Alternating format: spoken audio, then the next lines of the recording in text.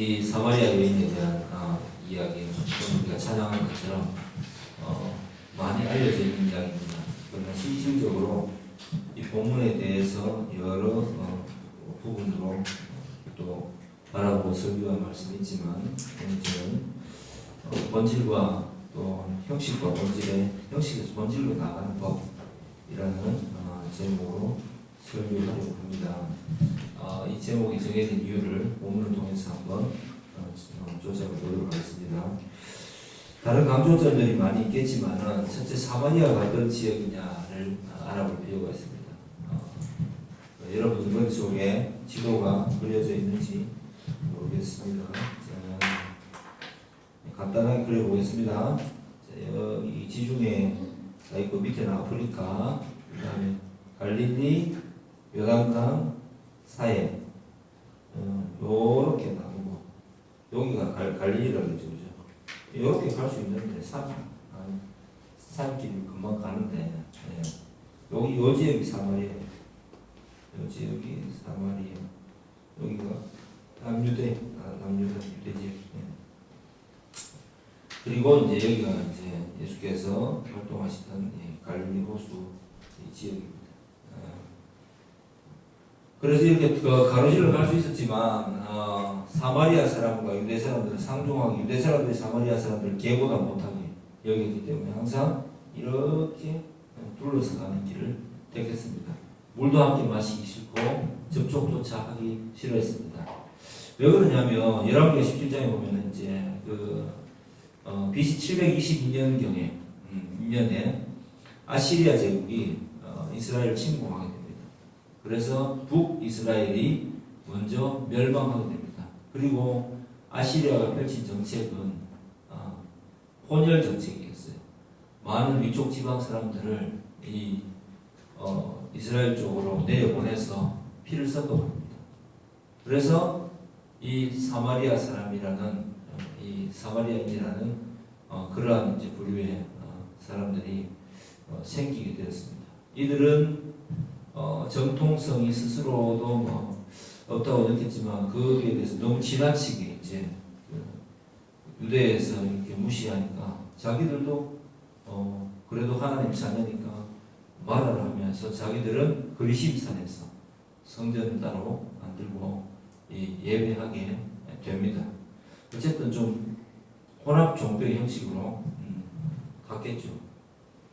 유대 사람들이 볼 때는 이방인과 개보다 못한 그런 식으로 사마리아인을 표현을 했습니다. 그런데 오늘 이 사마리아 지방을 예수께서 목적을 가지고 지나가고 계십니다.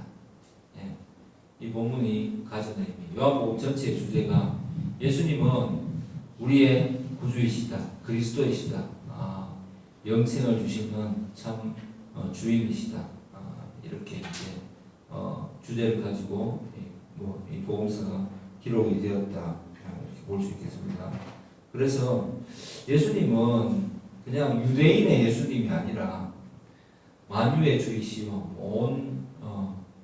온 민족의 모든 민족의 주님이시다라는 것을 이 본문을 통해서 압축적으로 보여주고 있습니다. 그래서 구원이 유대인에게서 비록 주님도 말씀하신 시작되었지만은 그냥 아는 것을 예배하지만 본질적으로 알아야 될 것이 무엇인가에 대해서 오늘 하필이면 사마리아 여인에게 가서 표현하고 계신 것입니다. 이 사마리아 여인은 보시면 아시겠지만 인생이 참 기구합니다. 그 당시에는 전쟁에 나가서 남자들이 죽는 일이 많아서 2번, 3번 이렇게 혼인하는 일이 생각보다 잦았습니다. 그런데 이 여인은 5번이나 결혼했고, 그리고 지금 사는 남자도 자기의 남편이 아니다. 즉, 이 여인이 여자로서 어떤 가진 매력은 아마 대단했을 것으로 보입니다. 예뻤겠죠. 그래서 죽고 나면 또 다른 남자가 찾아오고 죽고 나면 찾아오고. 왜? 여자들은 그때 경제적인 활동할 수 있는 기반 자체가 없었기 때문에 어떤 남자에게 속해야 됐었습니다. 근데 이 여인이 계속해서 남자가 이렇게 남자가 전사했겠죠. 전사 원하면 또 붙고 전사 원하면 또 다른 남자를 찾아오고 해서 그런 기구와 운명을 살았는데 이 우물가는 어떤 뜻이냐면은 우물가는 이 우물가에 물길을 와서 우리 마치 조선 시대나 우리나라 역사에 보면은 개울가에 나와서 그죠 함께 빨래하고 수다 떠는 그러한 장소였다고 봐야 됩니다. 그래서 많은 사람들이 물길을 올 때 여자들이 함께 3, 4, 5짝을 지어서 와서 거기에서 수다도 떨고 여러 가지 이야기들을 하면서 나누었던 것으로 되는데 이 여인은 여기 육시라고 했는데 우리 시간으로 하면 정오입니다. 햇볕이 아주 가장 뜨거운 12시 정오에 자기 동네도 아니고 사람이 없는 곳을 찾았어. 지금 오늘 보니까 야곱의 우물까지 멀리 찾아와서 사람이 아무도 없을 때 물을 길어서 가려고 했습니다. 그런데 방해자가 나타난 것입니다. 예수님이 거기에 계셨죠. 그것도 유대인 남자인데 우물가에 깔개 여는 깔개를 덮고 그 위에 앉아 계셨을 것 같아요. 그래서 이 여자가 이제 어떤 거리두기가 있지 않겠습니까? 그래서 좀 피해주기를 바랬는데 그냥 예수님께서는 일부러 정중한 말투로 부탁조로 물을 좀 달라고 합니다. 그래서 유대인 남자가 물을 달라고 하니까 여자 입장에서는 굉장히 당황스러웠을 것 같습니다. 그래서 투명스럽게 유대 남자가 왜 나에게 이 사마리아 여인에게 물을 달라고 하느냐고 이렇게 했는데 예수님은 좀 대화법이 항상 독특하시죠. 거기에 대해서 내가 왜 어떻게 물을 마시고 싶다 이런 말씀하시는 게 아니라 오히려 10절 보면은 네가 만일 하나님의 성부가 또 네게 물 좀 달라는 네가 누구인 줄 알았더라면 네가 그에게 구하였을 것이다. 그가 생수를 네게 주었으니까 이렇게 이제 약간 좀 동문서답한 듯이 복음서를 보면 좀 이런 말씀 많습니다. 그러니까 예수님은 어떤 의도가 있으신 거죠. 사마리아를 지나갈 때 이 여인을 만나기로 작정하셨던 것입니다. 왜? 만유해 주시고 온 민족의 주님이시고 온 만인의 그 구세주이심을 이 본문을 통해서 또 이렇게 이 사람을 통해서 드러내기를 원하셨기 때문에 직접 가서 이 사마리아인을 만날 작정으로 가셨던 것입니다. 그리고 오늘 예수님께서 던지신 이 말씀 속에 후자가 갈비의 주석에 보면 후자가 전자를 암시한다 이렇게 했는데 하나님의 선물, 하나님의 선물 누구겠습니까? 물을 주시는 자, 바로 예수 그리스도를 뜻하는 것입니다. 물을 주시는 이 바로 예수 그리스도가 바로 하나님의 선물이다라는 것을 이 여인에게 밝혀 주십니다. 그리고 이제 여자가 그 말을 이해가 안 돼서 그런 분이 있으면 정말 좋겠습니다. 생수를 달라. 그 생수를 내게 좀 달라고 합니다. 우물이 아니라 생수, 흐르는 물을 뜻합니다. 생수가 어디 있습니까? 생수를 좀 주시면 좋겠습니다 하니까 그 생수가 바로 당신이심을 알려주시면서 그 생수는 영생, 즉 성령의 역사다라고 이렇게 예수님께서 말씀하십니다. 그리고 그 여인의 그 아픈 과거와 현실에 대해서 완전히 파헤치쳐 놓고 그 여인의 어떤 그에게 항복을 이끌어내시고 그 여인을 비난하는 것이 아니라 완전히 항복하게 만들므로써 오히려 그 그리스도께로 나오고 그리스도이심을 고백하게 만드는 역사를 일으키고 계십니다. 오늘 성경에서 볼 수 있듯이 예수님은 여러 사람 어떤 그 민족적 구분이나 이런 것들을 하시지 않습니다.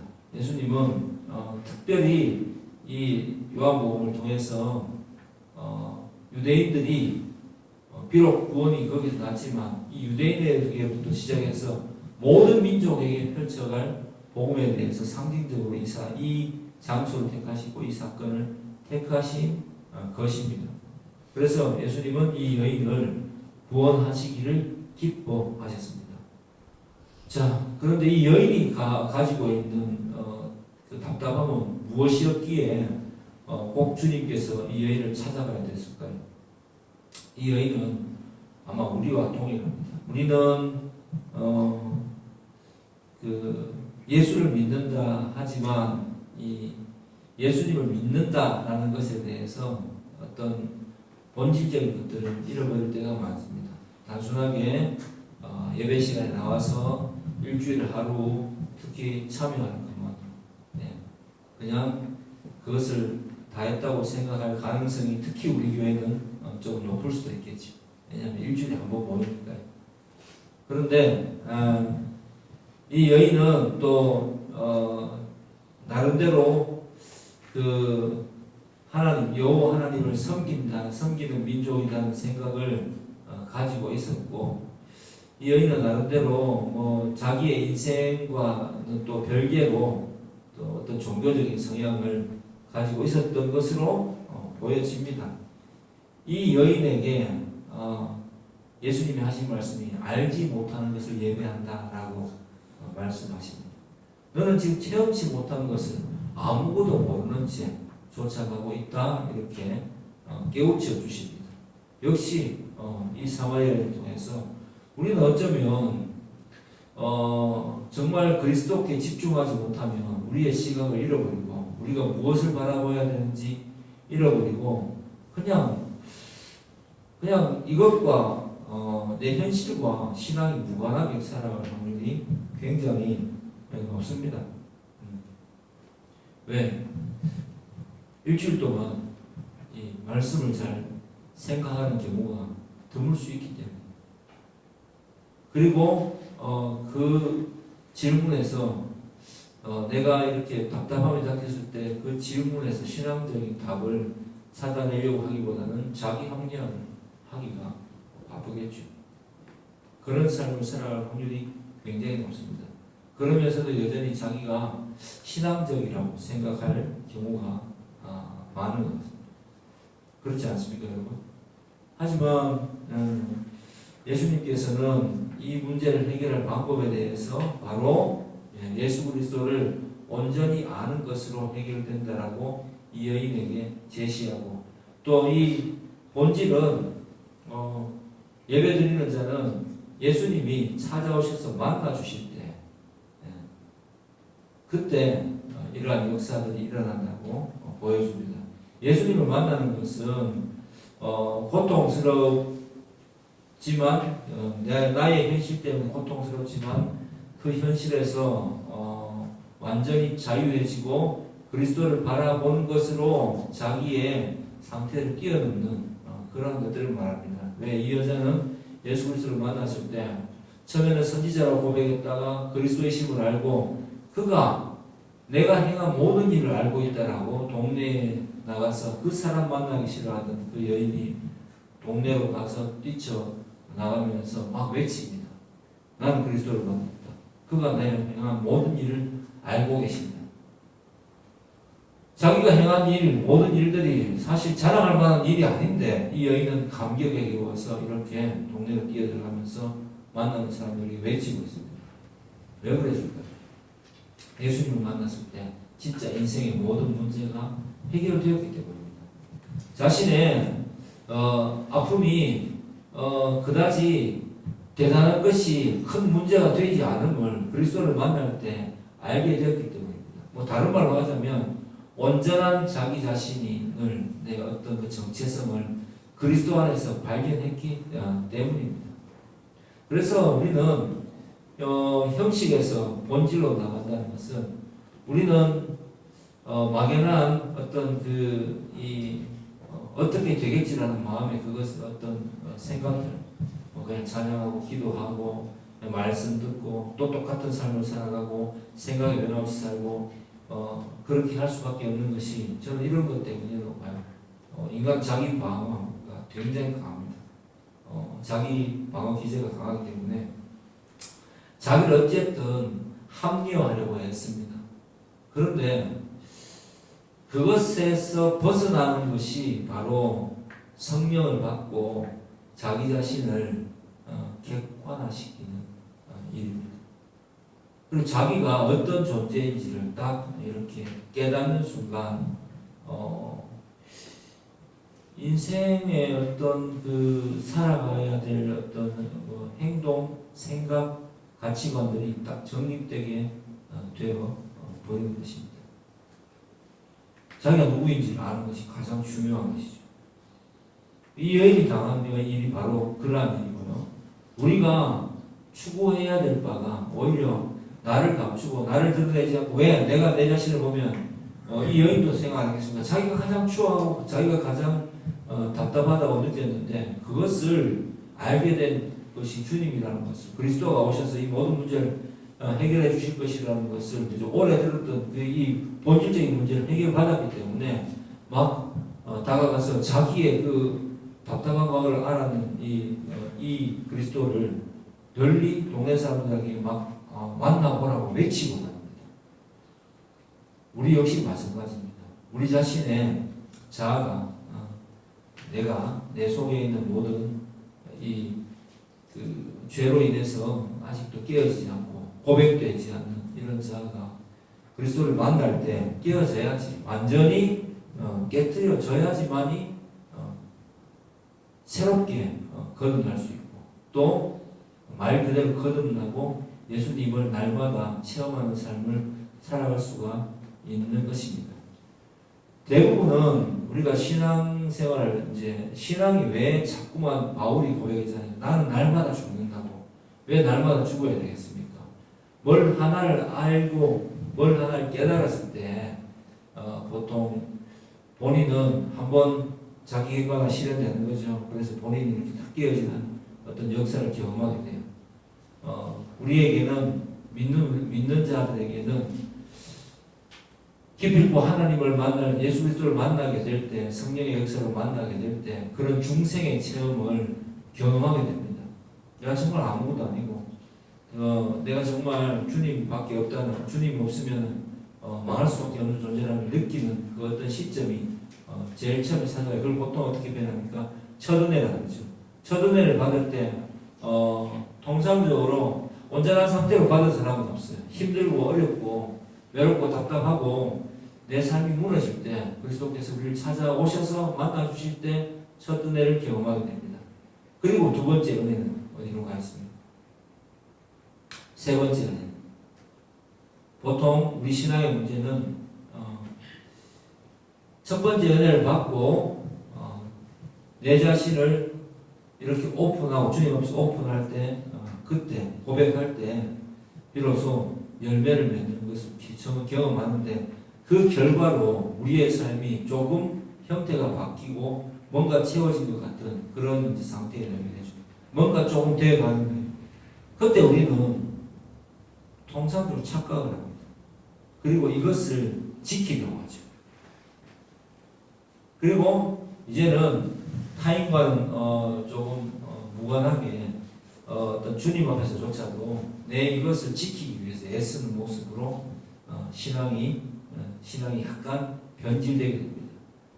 말씀의 어떤 그 첫 은혜 때 받았던 찬양을 하면서 받았던 감격, 첫 은혜를 사모한다는 말 많이 하잖아요. 또 기도하다가 받았던 그런 감격, 회개의 순간, 이런 것들을 자꾸 이제 신앙의 추억만을 가지고 살아가려고 한단 말입니다. 그런데 신앙생활은 그런 게 아니거든요. 본질을 찾아서 예수 그리스도를 만난다는 것은, 영생이라는 것은 뭐라고 했습니까? 유일하신 하나님과 그의 보내신 자 예수 그리스도를 믿는 것이라고 그랬잖아요. 매 일상 속에서 매 순간순간 이 새로운 것들을, 이 어떤 나의 부족함과 하나님의 완전하심을 경험하고, 그것을 통해서 오늘 현실의 문제가 해결되어 갈 때, 그때 다시 우리는 신앙적인 성장을 경험하게 됩니다. 바울은 그것을 어떻게 표현했냐면, 나는 날마다 죽는다라고 표현했습니다. 내가 가지고 왔던 생각들이 틀렸다는 거죠. 또 나는 예수 그리스도 안에서 새로운 그 완악한 나를 발견하고, 또 이 그전에 그 죄된 모습 성취하지 못하거나 혹은 뭐 인간적이지 못하거나 혹은 변질된 가치관을 고수하고 있던 내 자신을 발견하고 그것이 깨어지는 경험을 하게 될 때 신앙이 성숙해진다는 것을 알았다라는 것을 나는 날마다 죽노라라고 표현합니다. 이렇게 죽는 이유가 그리스도 안에서 내가 재발견되기 위해서이다 이렇게 표현하고 있습니다. 그러면 신앙생활은 사실 우리가 한국교회가 보면은 첫 은혜를 추억하고 첫 은혜로 돌아가자, 첫 번째 그 회개 운동 돌아가자고 말하지만은 그건 좀 잘못된 거라고 생각합니다. 첫 은혜로 돌아가는 것이 아니라 지속적인 은혜의 현장으로 우리가 계속해서 나아가야 되는 것입니다. 그 지속적 은혜의 현장에서 겪는 것은 내가 가지고 있고 내가 살아온 패턴들이 뭔가 이 잘못되었다는 것을 자꾸만 느껴가는 과정입니다. 그게 바로 신앙적인 성숙을 경험하고 형식에서 본질로 나아가는 것입니다. 우리는 지키고자 하는 성향이 강해요. 조금만 나아지면 그것을 지키려고 해요. 근데 하나님은 우리에게 무엇을 예비하셨다면 자꾸 껍질을 깨고 안에서 나오기를 원하시고 자꾸 더 좋은 방향으로 나아가기를 원하세요. 그래서 그것을 체험할 때 전도가 쉽게 얘기해서 지속적으로 일어나게 됩니다. 이 여인처럼. 왜? 어제 경험했던 이 예수 그리스도를, 그죠? 내가 내 못난 모습을 고백하고 경험했던 그 그리스도를 사람들에게 알릴 때, 또 오늘 또 내 생활 속에서 또 현실 속에서 경험했던 그리스도를 또 알리게 될 때, 또 내일도 또 그러한 경험 체험을 하게 되는데, 이때는 항상 신앙의 감동과 감격이 항상 다르게 됩니다. 그래서 일심 우일심 날마다 새로워지는 경험을 하게 되는 것입니다. 그것을 위해서 오늘 형식에서 본질로 나아가는 가장 좋은 방법은 그리스도를 만나는 것입니다. 근데 이건 우리가 추구한다고 해서 되는 것이 아니라 예수 그리스도께서 찾아오셔야 된다는 것을 본문은 명확하게 밝히고 있습니다. 내가 열심히 묵상하고 내일 열심히 신을 찾는다고 만날 수 있는 것이 아니다라는 것이 기독교와 타종교와 다른 점입니다. 신이 우리를 찾아오셔야지만 성립이 된다. 그 다음에 이 만나게 주신 이 하나님의 뜻대로, 신의 뜻대로 날마다 내 자신을 신 앞에서 새롭게 개혁해 나가는 과정을 통해서 우리의 삶은 이 신앙을 유지시킬 수 있다라고 예수님께서 이 본문을 통해서 우리에게 말씀하고 계신 것입니다. 왜냐하면 우리는 무엇이든 그렇잖아요. 이 정도면 되겠지 하고 이 정도에서 머무르려고 하면은 유지가 되는 것이 아니라 퇴보를 하게 됩니다. 그렇지 않아요? 뭔가 새로운 것을 찾아서 좀 발전되는 방향과 그리고 퇴보되는 방향이 있을 뿐이지 유지된다는 것은 있을 수가 없더라고요. 인생에서. 신앙도 너무도 당연하게 그렇지 않겠습니까? 우리가 신앙적이 되고 신앙의 어떤 그 신앙이 변모한다는 것은 본질적으로 본질을 계속 추구한다는 것은 날마다 말씀 속에서 성령 안에서 이 말씀을 체험하고 말씀을 체험한다는 것은 현실 속에 내 삶 속에서 체험하는 길밖에 없어요. 그것은 인간이 의식이 바뀌는 것을 경험할 때 가치관이 바뀔 때만 체험할 수 있는 것입니다. 예를 들면 뭐 이런 거예요. 저는 옛날에 좀 우스개 이야기인데 설거지 할 때 그 설거지 통 보면 너무 이렇게 막 그릇 씻고 이런 게 그 그릇에 묻어 있는 양념 이런 게 너무 더럽게 느껴졌어요. 그 까탈스러운 거죠. 예. 그게 군대 가기 전까지 계속 됐었습니다. 언제 그게 끼어졌느냐 하면요, 뭘 씻고 뭘 챙기고 형식을 갖춰서 먹고 할 시간이 훈련받을 때는 없는 거예요. 요즘 무대는 그렇죠. 그때는 없었어요. 그리고 생존훈련, 제가 특전사가 제가 생존훈련 하게 되면은 며칠씩 못 씻고 어쨌든 대한민국 피해서 땅굴 파고 밑에 안에 들어가기도 하고 노숙도 합니다. 지리산 위에 저기 광양 넘어가는 길에서 행군하다가 밤이 되면은 텐트 없이 그냥 한초 위 군화신은 채로 한초 위 걷고 그냥 말 그대로 길거리에서 자는데 그게 될까라는 생각이 있는데 되더라고. 너무 피곤한 거야. 땀이 있고 이런 게 중요한 게 그냥 자게 돼요. 그리고 음식을 보게 되었을 때 정말 밥과 김치만 정말 김치는 요즘 귀한 거지만 정말 옛날에는 밥과 김치만 있어도 너무 좋겠다. 물에 말아서 김치 한 조각 너무 좋겠다. 그리고 그 고춧가루에 옛날 어른들 보면은 정말 제 시대에 되는 것이 숭늉에다 고춧가루 묻어있는 밥그릇에 숭늉 마시는 거예요. 했었거든요. 그랬는데 생각이 바뀌었어요. 군대 가서 좀 많이 바뀌었는데 어차피 그거를 만들 때의 모습과 그게 이제 씻겨질 때의 모습이 다른 거지만 본질적으로 똑같은 음식이잖아요. 내가 좋다고 먹었던 것은 내가 싫어하게 되는 이것은 누구에게서 비롯된 것인가? 마치 그 누구죠? 삼형대사입니까? 누굽니까? 갑자기 생각이 안 나. 해골에 담긴 물을 맛있게 먹고 아침에 원효대사, 삼형대사 나오는 거예요. 불교에 있는 그 사람의 말처럼 깨달음처럼 내 가치관이 그런 거였구나라는 것을 깨달은 거예요.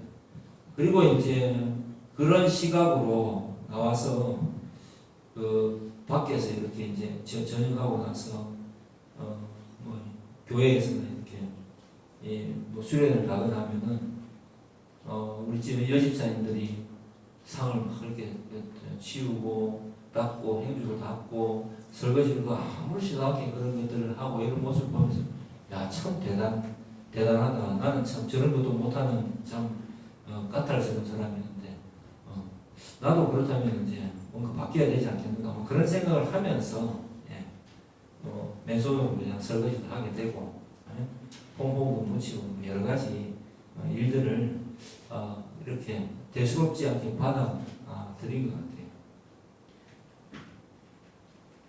사람이 참 이렇게 안 변합니다.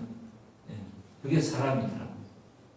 그래서 내 모습이 괜찮다라는 점에서 나는 그래도 괜찮은 사람이야 해서 출발하는 것이 현대의 모든 종교나 심리학이 이야기하는 자아성입니다. 그런데 예수 믿는다는 것은 조금 달라요. 내가 이것보다는 더 괜찮아져야 될 가능성을 갖춘 사람이다 해서 출발해야 돼요. 나는 괜찮다.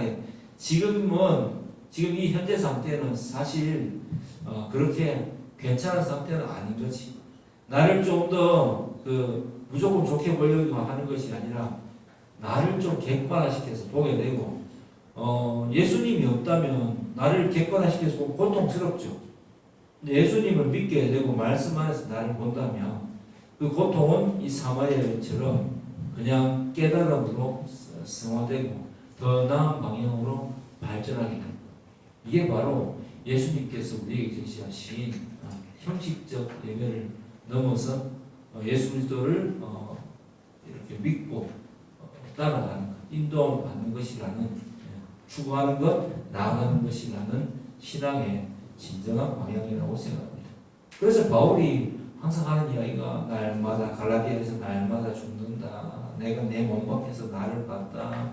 내가 또 이렇게 하는 것은 그리스도 안에서 내가 재발견되려 함이니 라는 고백들을 계속해서 하고 있는 것입니다. 오늘 이 인물과 예를 통해서 이 본문을 이러한 관점에서 여러분들이 바라보고 내 자신을 돌아보고 내가 지금까지 지금 이렇게 내가 살아가는 이 방식이 하나님 보시기에 합당할까? 하나님 보시기에 합당할까? 저는 항상 그런 의문을 가지고 저 자신을 바라봅니다.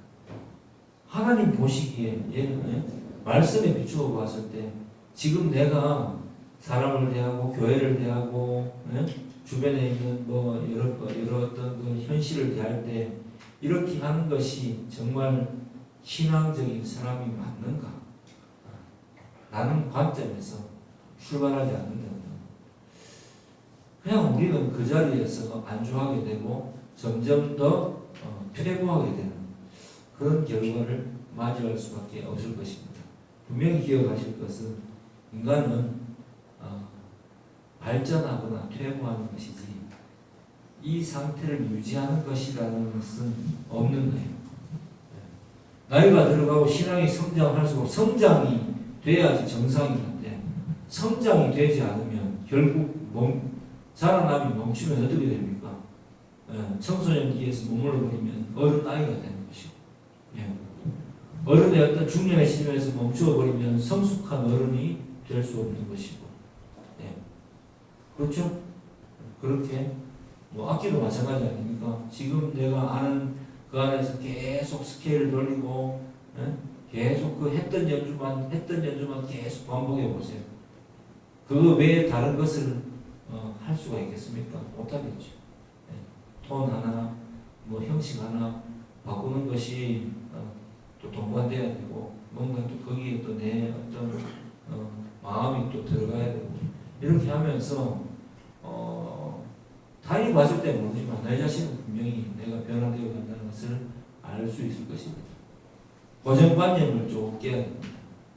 내가 뭐 사람은 자기를 향해서 통상적으로 되게 타인들도 기대할 거라고 생각하는데 사실 타인은 자기 자신에서 큰 관심이 없어요. 언제 관심을 드러내는지 아십니까? 그게 바로 전도의 시점인데 어떤 사람이 자기를 깊게 통찰하고 변화된 모습이 나타났을 때 비로소 타인에게 주목을 주변 사람들에게 받게 되고 그 사람들에게 그 이유를 물어보는 어떤 관심이 시작되는 것입니다. 그렇지 않으면 늘 하던 대로 하고 소위 말해서 늘 추구하는 건 추구하면 저 사람은 원래 그런 사람이다라고 인정해버릴 거예요. 딱 기준을 정해버릴 거예요. 그리고 속단하고 그 다음에는 그 사람에게서 큰 어떤 기대치나 관심을 가지지는 않을 것입니다. 혼자서 이제 본인이 괜찮다라고 생각하고 자기만의 세계에 갇혀 있다면 뭐 그 사람이 신앙인이든 아니든 그냥 그 사람은 그 상태로 퇴보하게 될 것입니다. 주변을 돌아보고 나 자신을 돌아보고 하나님을 나를 살펴보고 나를 보는 하나님과 주변을 돌아보고 내 자신이 어디에 서 있을까를 발견하는 것. 그게 하나님 원하시는 참 뭐라 그러겠습니까? 온전한 인간상이다. 이렇게 여러분들에게 표현해드리고 싶습니다. 그것을 형식적으로 하려고 하면 본질이 내 마음대로 가지 않으면 그게 변화가 될 수가 없어요. 왜냐하면 항상 껍데기는 형식만 지키게 하는 것은 속마음을 들키기만 합니다. 그런데 내가 변화된 모습으로 내가 누군가 어떤 하나님과의 관계 어떤 세상 속에서 전도할 때 어떤 그런 거죠. 속에서 드러나는 모든 행동에 대해서 진실성을 부여하는 것 이런 것들이 되려고 하면은 항상 그 마음을 품고 있어야지. 뭐 그런 말 있지 않습니까? 품고 있어야지 가능한 것입니다. 유튜브에 보면 뭐 인생의 지혜 해가지고 요즘 쇼츠를 많이 만들지 않습니까? 그 사람과 밥을 먹어봐라. 그 사람이 어떻게 하는 것을 봐라. 쇼펜하우의 말을 이용하기도 하는 것들이 결국 가만히 보면은 이미 그 마음을 품고 있는 것이 사소한 행동을 통해서 여러모로 드러나게 된다는 거. 그것을 인간은 영적인 존재이기 때문에 기가 막히게 간파하고 알아낸다는 거.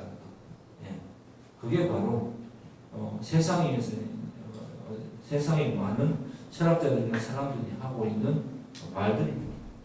그러니까 그런 사람들에게 복음을 전하려면 근본적으로 우리가 예수 안에서 한 영혼을 사랑하고 어떤 그 사람에게 대해서 기쁨, 관심을 가지고 있다는 것을 표현하고 만나고 성장하려고 그러죠. 그 사람 전도하려고 하면 내 자신이 그 이미 본질적으로 예수 그리스도께 속한 마음, 예수 그리스도께 헌신한 마음이 없고 어떤 관심이 없다면 가능하겠습니까? 절대로 불가능합니다. 절대로 불가능합니다. 한두 번은 되겠지만 지속성을 가지기가 어렵습니다. 그래서 예수님을 여러분이 오늘 이 요한복음 4장에 등장한 이 수가성경처럼 만났다면 이제부터는 만나주신 그 주님 덕분에 본질을 알게 되었습니다. 점점 더욱더 예수 그리스도를 알아가고 날마다 나를 죽이고 예수 그리스도 안에서 재발견되는 성숙해지는 나를 만나는 방향으로 신앙생활을 해 나갈 것을 주의 이름으로 축복합니다. 기도하겠습니다.